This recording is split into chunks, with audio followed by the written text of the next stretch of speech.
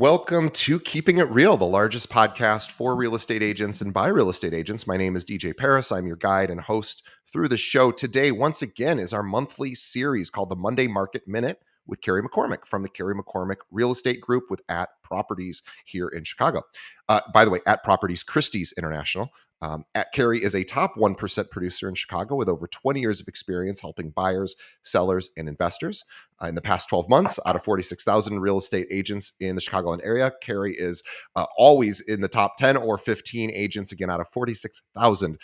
She does it all by herself. That's the truth. It's incredible. True superstar and an expert in everything from first-time home buyers, veteran investors, and luxury properties. She also works with a lot of developers who choose Carrie often to represent their high-end developments. Please check her out on Instagram. And she also does all of her own Instagram, which is even more impressive once you start seeing her posts, which is at Carrie McCormick Real Estate. We'll have a link to that in the show notes. Also, if you want to connect with Carrie, CarrieMcCormickRE.com is a place where you can connect with her. Maybe you have somebody who's moving to Chicago and you don't work in Chicago, or maybe you're a place where people from Chicago move to and you want to see if Carrie might become a good referral source. So great way to connect with her there. Carrie, welcome once again to the show. Thank you so much. Always appreciate that intro. Well, it's super appreciated by our fans because you are I would ask how many listings you have, but it might just overwhelm you because there's that many that you are always in the middle of dozens and dozens of deals at any given moment. I don't know how you do it. And we have the NAR settlement that today is actually, we're recording on the 19th. This will probably come out a week from now. So it's brand new. This is like day 2. It went live on Saturday. And, probably everyone's a little sick of hearing about NAR, but what I would love to know is, has anything changed yet for you, or is it still, were there changes you made in the past that made this transition more smooth? Yes. So again, it's day 2, and to me, it's business as usual on day 2 so far. But doing a lot of prepping and reading, and what do I need to do to obviously adapt and pivot to this. And I love that I've been in the industry for over 20 years, so I've been through a lot of different shifts in our industry, but this is the biggest one. And obviously it affects buyers primarily. So I think just thinking through, a few steps ahead and having again, I know this is maybe redundant, but I do think it's important that all of us shift to buyer presentations. Just as we've gone listing presentations, we are now going to be buyer presentations. So I also think it's important that you strengthen your personal brand, because buyers are going to want to work with someone that they trust, that they feel comfortable with, expertise. So now you have to think of yourself as branding as a buyer's broker, right? Because again, we did a lot of branding and a lot of marketing as a listing broker, but be ready to strengthen your personal brand. And you can do that through content marketing, social media, doing local events to position yourself as a leader in your market. And again, I think that's going to draw people towards you as an expertise. Also using client testimonials. That is something that we've always done, and I'd always encourage you to do that. And again, a lot of the testimonials have been, kind of vague in our services, but really ask your clients to take a deeper response in the client testimonial, because that will boost your reputation. And when they see, just like anyone goes to Yelp or they go to a restaurant review, they want to read and hear what people are saying. So pay attention to your testimonials. The other thing that I've been doing over the last couple of days is collaborating with my peers, right? And we did some role playing. I talked to agents from all different markets through Christie's, and just going through different scenarios, because we know in our industry it's really not black and white, and there's so many different personalities and different just different people, that we have to deal with. So going through different scenarios has been extremely helpful. No one likes to role play in our business, or in any business, I should say. But I do think it's important to go through them and, talk with your peers as well. The other thing I've been working on too is adding value add services, right? So since our commissions are coming under scrutiny, and we have to tell buyers, why do you need us? Why why do we deserve our X percent, right? So going through and making up your new buyer package, doing your added value, just so that you can justify and put a detailed analysis of why you deserve that commission rate and educating them on the process. One person had told me, I thought this was a brilliant example, is as we know as brokers, in the background, there's so much that happens from paperwork to, the inspection reports, going through those. Put a packet together of what a buy side transaction looks like and all the paperwork that goes on our background, right? Because they typically don't see, or they don't see it as a whole package. A buyer goes through it one by one, but in your buyer presentation or listing presentation, show them, here's a sample report that we're going to get from the inspector. My job is to go through this report with you and identify the items. And, the buyers across from me is going to be like, oh my God, I didn't realize that inspection report, is going through all this. And reassure them that, yes, this home, in this particular inspection report, there was a foundation issue, there was a window issue, there was a roof issue. But, because of my experience, I have trusted partners that I'm going to get you a trusted roofer. I'm going to get you a trusted foundation person. Let's have them come out. With one phone call, I can have someone out to the house for you.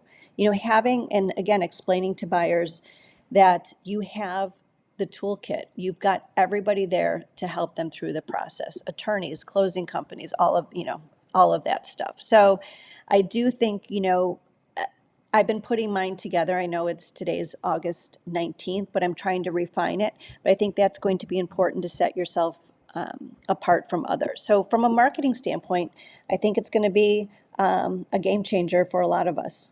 Yeah, practice your pitch is what I'm hearing a lot of. And also realizing too that there are going to be new commission models that agents will adopt. And Yes. so you might be in a listing presentation and not realize that somebody came before you and offered a flat fee as opposed to a percentage. And that seller might say, well, I met with someone else and they were only going to charge me X.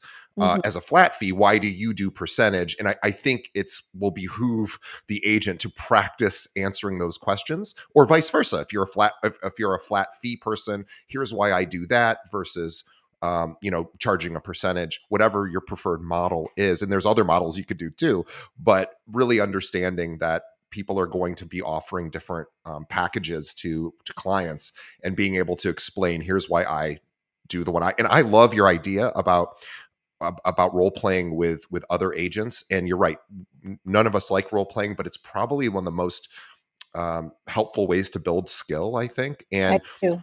yeah, so I love that, and I love that 20 years in, you're still chatting with people in the industry, going, "Hey, what are you doing for this?" And so, yeah, it's just. Oh, here's another suggestion: if you're doing open houses, bring some no agency forms with you because you're going to need them when people walk in unrepresented, and Absolutely. that's a brand new thing. Well, it's probably something agents should have done for a long time, but it's now obviously a must. So if you're not familiar with no agency, and again, this maybe I don't know if it changes from Illinois to other states, but I don't think it does. But if it does, ask your managing broker, learn about no agency as an option for open houses. That's Uh, super important.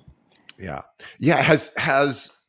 So, obviously, nobody can predict what this will do to commissions, but I think at the very least, it'll help the agents who take this very seriously to be able to really hone in their pitch to say, here's why I'm charging X.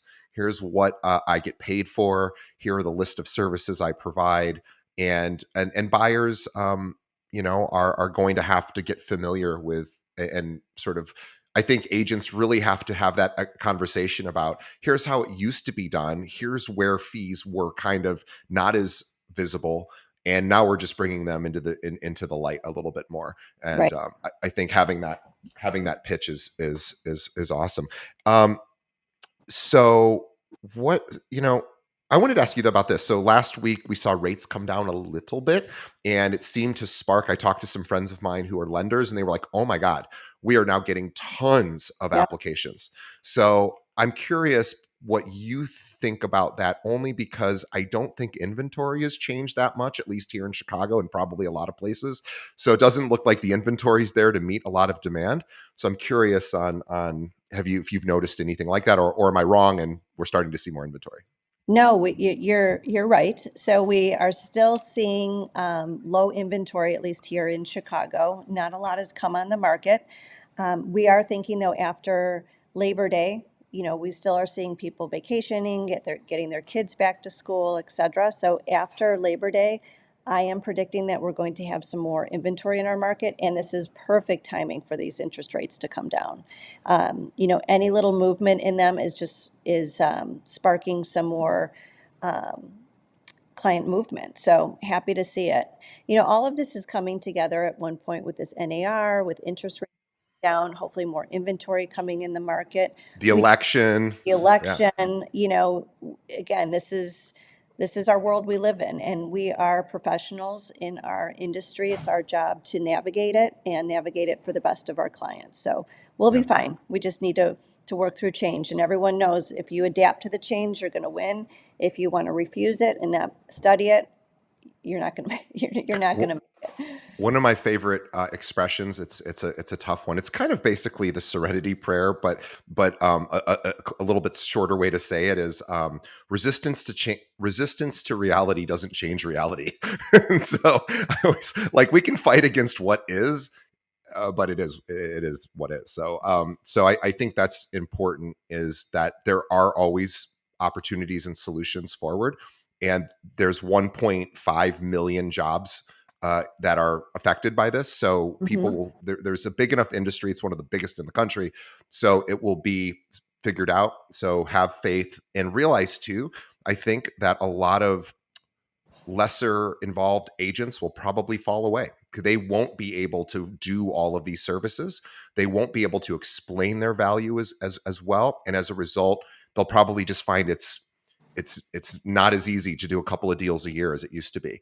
Right. And I think brokerages are going to start being less agreeable to those smaller agents as well, because I and this is just a thought. I know, at our brokerage, we're talking about it, because what we're realizing now is these smaller part-time agents or dual career agents, there's nothing wrong with being a dual career agent, of course, but it's certainly harder to keep abreast of all of the compliance, and they become, a higher liability. So I think there's going to be brokerages that will start really wanting single career agents exclusively, or certainly favor that. So if you're a single career agent, this is great news, because there's going to be less players in the space, and people who have maybe their brother-in-law who's really has another full-time job but does this on the side. Those Yeah. kind of people maybe will fall away, and you can help pick up some of that market share. Yeah. I think you're right on. So I do think my last comment is going to be just strengthen your current client relationships too. Yeah. You are the expert. So whether you communicate them through email, through a phone call, through a written letter, just kind of explaining what's going on, I do think, your current clients and past clients want to hear from you. Absolutely. And if nothing else, just to sort of let them know that you're business as usual, and that you're there for them and there to explain things to them, and deepen those. I think it's really a great opportunity to deepen relationships. Yeah, And we know that relationships are everything. So I think absolutely. that's a perfect place. We'll keep this one short and sweet. Let's let Carrie get back to her dozens and dozens of listings and all of the buyers she's also working with. Speaking of, if there are, I said this at the beginning, but just as a reminder, if there are agents out there in other markets who go, I have people that move to Chicago and I don't work in Chicago, Carrie would love the opportunity to see if she'd be a good fit as a referral partner. Say, and vice versa. If you're somebody who people from Chicago move to, or maybe retire to, consider Carrie as to reach out and see if you can develop a partnership. And Carrie even can go so far sometimes as to go and meet some of her referral partners out in the United States. So she takes it very seriously. So if you think you'd be a good partner to her and with her, please reach out to her. And also, please follow her on Instagram. Again, she does this all herself, and I'm still shocked 5 or 6 years into doing this podcast with Carrie that she still does this all herself. It is beyond impressive. And if you're looking for a good template for what to do in social media, specifically on Instagram, Carrie is a really great She's kind of one of the top people, at least here in Chicago, and I haven't seen too many others outside of Chicago that have more impressive feeds than her. So check it out. At Carrie McCormick Real Estate is where you can check out what she's doing on social. And yeah, Carrie, if anyone ever wants to reach out to you, what's the best way for them to get in touch? Of course, always call me 312-961-4612. Okay, everyone. Well, I hope everyone post settlement is doing okay. We're breathing. It's all going to work out, um, because it has to, because there's too much at stake, and it will. And just have faith that people will come up with solutions, maybe that don't even exist yet today, to help. For example, people are very worried about buyers being able to afford commissions if they need to pay out of pocket. Breathe, realize that there may be solutions coming, but for right now, learn how to have that conversation, and you'll be fine. And all right, well, we will see everybody on the next episode. On behalf of the audience, thank you, Carrie, once again, being such a great supporter of our show. We adore Carrie, and on behalf of Carrie, on ourselves, we of course also adore our audience. Thank you for continuing to make this show bigger and bigger. We had our best month ever, which was in July, and August. We're on pace right now to exceed that as well. So we are so grateful. Thank you. Please tell a friend about the show. Leave us a review. Support our sponsors. Let Carrie know that you appreciate her coming on the show, because she doesn't have to do this, but she does it, and we love her for it. All right, guys, have a great rest of the week. Everything will be fine. And Carrie, we will see you next month.